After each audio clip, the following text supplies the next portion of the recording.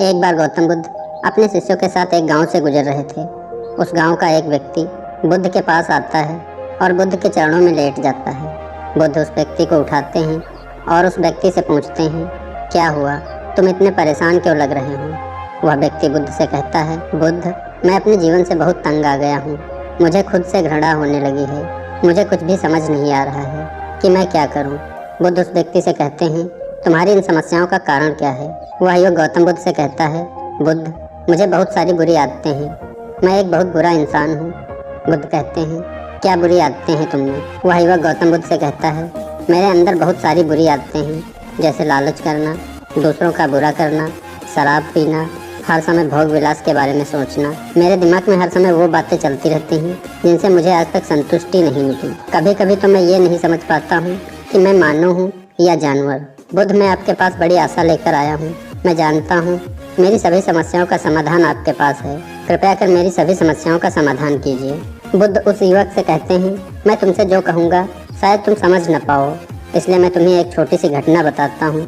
एक बार एक राजा का बेटा एक संत के पास जाता है और संत से कहता है, मुनिवर, मैं अपने जीवन से हार चुका हूँ।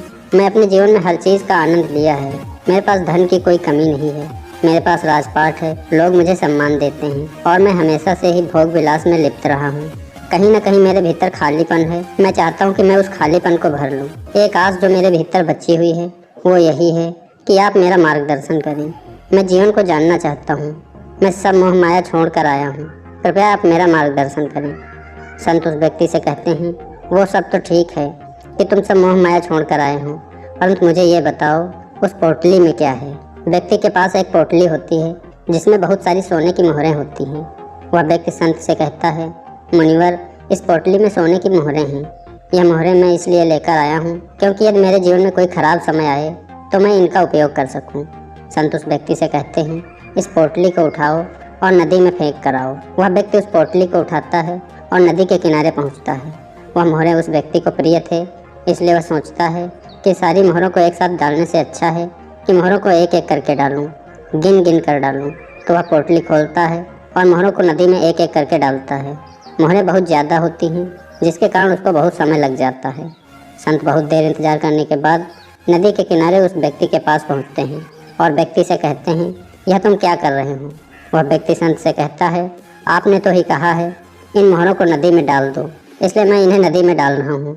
वे संत उस व्यक्ति से कहते हैं, जिस तरह से तुम इन मोहरों को नदी में डाल रहे हो उससे दो बातें सामने निकल कर आती हैं। पहले तो ये कि तुम्हें इन मोहरों से लगाव है जिसके कारण तुम इन्हें नदी में गिन गिन कर डाल रहे हो, और दूसरी बात यह है कि जो मंजिल तुम एक कदम में पूरी कर सकते थे उस मंजिल को पूरी करने में तुमने हज़ारों कदम लगा दिए। कहने का तात्पर्य यह है कि जिस काम को तुम एक बार में कर सकते थे उस काम को तुमने बहुत ज़्यादा समय दिया। बुद्ध उस युवक से कहते हैं, यदि तुम सच में अपनी बुरी आदतों से थक चुके हो तो तुम इन्हें छोड़ सकते हो, पर इसके लिए तुम कल का इंतज़ार मत करो, अभी इन्हें छोड़ दो। दोस्तों, बुरी आदतों की एक खासियत होती है कि यह इंसान को तुरंत मज़ा, आराम और खुशी देती है, जिसके कारण बुरी आदत हमारी आदत में शामिल हो जाती है। जैसे जो व्यक्ति किसी प्रकार का कोई नशा करता है तो नशा तनाव को कुछ समय के लिए ख़त्म कर देता है और कुछ समय के लिए खुशी भी देता है। इसी खासियत के कारण लोग बुरी आदतों का शिकार बन जाते हैं।